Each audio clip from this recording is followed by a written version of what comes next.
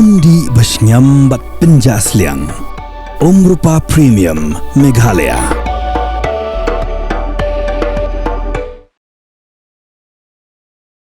Ka Sorkar Jylla kalapha Tohkit yaki Ophisar ka food safety halor ka jingbu jingma yaki pajba ki babam yaki Dohkha bala Wanrah na ka Jylla Assam bat Andhra Pradesh Nabar ka jingbun kanar lani ka lead bat ki dawai bapenne pensa ya ka Dohkha kum ka dawai formalin Menteri ke Jylla Konrad ki sangma haka jekaran bat kila patai kubor haka katsan terik ukala lingkot arja penrio laithu ba ka Sorkar kam shimla shong klikti tangshio jingte bhalor kanie Henry kalapha Tohkit marmar khanang bakan ombu ya ka kot ka khia jong ki pajba haka jingma Meghalaya consumes roughly about 28,000 to about 30,000 metric tons, I think 30,000 metric tons of fish every year, plus minus.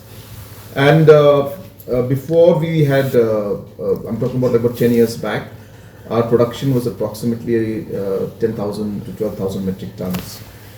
Today, you'll be happy to know that our production has gone up to about 20,000 plus metric tons of fish we produce every year. We're still having shortage of about 10,000. So what we are doing is basically we are promoting farmers to farm more fish and having different support structures, schemes. At the same time, there is a lot of programs like even aquaponics that we're trying to do in different locations. We're trying to create reservoirs where people can then have farming taking place. Even private entrepreneurs, we are promoting them to do this in a large scale like it's done in many of the larger states, because most of our fish farmers are actually small scale. Hence the quantity that we require is not happening. So it's happening in small bits, but that requires 20, 30, 50 large players to come in and have a very large commercial setup. So we are promoting that also. So we are trying to do that, and you're absolutely right. We hope that this would lead to self-sufficiency, number one, would lead to livelihood and income generation from our farmers, number two.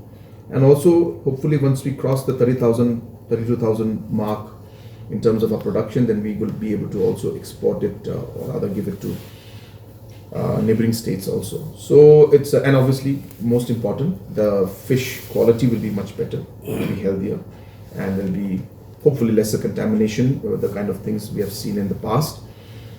Even now, as I said, random checks by the the food safety officials does take place. It's not that it's just being left, but obviously we cannot check every fish that comes in. So the random checks are taking place, and wherever we find any kind of normal numbers and figures coming out in terms of any kind of particular chemical or any unhealthy elements, then obviously we take action.